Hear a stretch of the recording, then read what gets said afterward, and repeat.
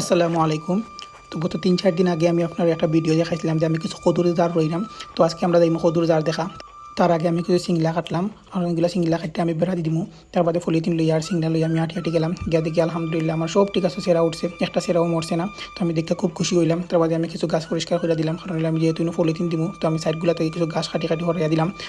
দেখলাম যে আসলে দাদি গাছগুলা হরানি যায় না, ঠিক মতন কাটে না। তো দাঁতই আমি এসে কুদাল লইলাম। তো কুদাল লওয়ার পরে বাদি দিয়ে এসে গেলাম একটা করে আমি সবগুলো তার পরিষ্কার করে দেওয়ার চেষ্টা করলাম। কারণ এগুলো দিয়ে ওখানকে পরিষ্কার করে না দিই তাহলে পরবর্তীতে যখন পলিথিন দিলে আমি তার বাদে পরিষ্কার করা যাইতো না। তো বাদি দিয়ে এসে আমি পলিথিন মাপ মতন কাটলাম। তো কাটার পরে বাদে এসে আমি আর আমার বাতিজা মিললে একলগে লাগাইলাম। এগুলো সুন্দর করে লাগানি লাগবো, কারণ ওই গিয়া নিচে দিয়ে যাতে কোনো ফুক না ঢুকতে পারে।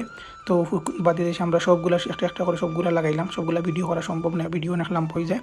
তো বাদে দেশে আমি পরিষ্কার করলাম কিছু গাছ দিয়ে। তো আজকে সারাদিন ধরে মেঘদের, আজকে আর গাছ বেশি পরিষ্কার করা যাইতো না, কারণ প্রচুর পরিমাণে যুগ থাকে। এগুলোর নাম হলে চীনা যুগ আমরা হই।